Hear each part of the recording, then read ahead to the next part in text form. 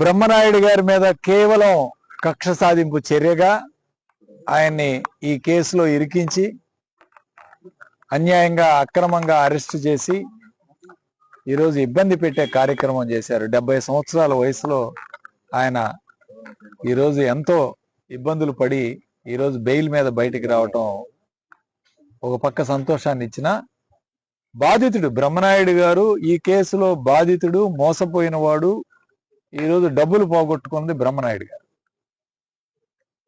ఆయన మీదనే కేసులు పెట్టి కావాలని కక్ష సాధింపు చర్చ ఆంధ్రప్రదేశ్ రాష్ట్ర ప్రభుత్వం ఏదైతే ఉందో లోకేష్, చంద్రబాబు నాయుడు నేరుగా హాట్ లైన్ లో రేవంత్ రెడ్డి గారి పేషితో మాట్లాడి బ్రహ్మనాయుడు గారిని దాదాపు 8 టీములు పంపించారు బ్రహ్మనాయుడు గారిని అరెస్ట్ చేయడానికి.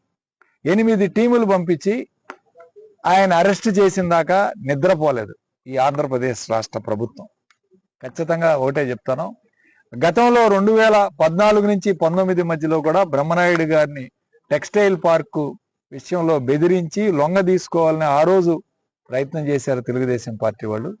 ఈ రోజు కూడా మళ్ళీ ప్రయత్నం చేశారు. కానీ ఎక్కడా కూడా బ్రహ్మనాయుడు గారు, నేను ఒకటే చెప్పాను, కడిగిన ముత్యంలో బయటకు వస్తాడు. ఖచ్చితంగా బయటకు వచ్చాడు. ఆయన తప్పు ఎటువంటిది లేదు ఇందులో, ఈ కేసులో కూడా ఎక్కడా కూడా లేదు. నేను ఒకటే చెప్తా ఉన్నాను, ఈ రాష్ట్ర ప్రభుత్వం, ఆంధ్రప్రదేశ్ రాష్ట్ర ప్రభుత్వం రేవంత్ రెడ్డి గారితో మాట్లాడింది వాస్తవం కాదా? ఖచ్చితంగా ఇది ఖండించదగ్గ విషయం. ఇది కావాలని వైఎస్ఆర్ కాంగ్రెస్ పార్టీ నాయకుడు బ్రహ్మనాయుడు గారిని ఇరికించాలనే ఉద్దేశంతో ఈ కేసులు బనాయించిన మాట వాస్తవం. కాబట్టి ఇది వినుకొండ ప్రజలు, అట్లానే పల్నాడు ప్రజలు, ఆంధ్ర ప్రజలు అర్థం చేసుకున్నారు. ఇది కేవలం కక్ష సాధింపు చర్య. దీన్ని బట్టి బ్రహ్మనాయుడు గారు ఖచ్చితంగా భవిష్యత్తులో ఆయన ఎక్కడా కూడా ఈరోజు చెక్కు చెదరని మనస్తత్వంతో, మనోనిబ్బరంతో బయటకు వచ్చాడు. నేను ఆయన బయటకు వచ్చిన దగ్గర నుంచి నేను ఆయనతో పాటే ఉన్నాను. ఎక్కడా కూడా ఒక్క ఇంచు కూడా వెనక్కి తగ్గే ప్రసక్తే లేదు. వైఎస్ఆర్ కాంగ్రెస్ పార్టీలో ఉండి వైఎస్ఆర్ కాంగ్రెస్ పార్టీ కోసం, జగన్మోహన్ రెడ్డి గారి కోసం నిలబడి పోరాటం చేసే వ్యక్తి బ్రహ్మనాయుడు. ఖచ్చితంగా ఈ యొక్క 14 రోజులు ఏదైతే ఉందో అది ఎక్కడా కూడా ఆయన మనోధైర్యాన్ని దెబ్బతీసే విధంగా ఎక్కడా లేదు. ఖచ్చితంగా ఆయన కడిగిన ముత్యంలాగొచ్చి రేపు మరలా వినుకొండలో ఒకటే చెప్తా ఉన్నాం, ఈరోజు ఏదైతే ఆరోపణలు చేశారో, అవి ఆక్రమించాడు, ఇవి ఆక్రమించాడు, ఇవి చేశాడు, అవి చేశాడు అని చెప్పారు మొన్నటిదాకా అక్కడున్న స్థానిక శాసనసభ్యులు, పెద్ద నాయకులు. మీరు అధికారంలోకి వచ్చి 2 సంవత్సరాలు అయింది.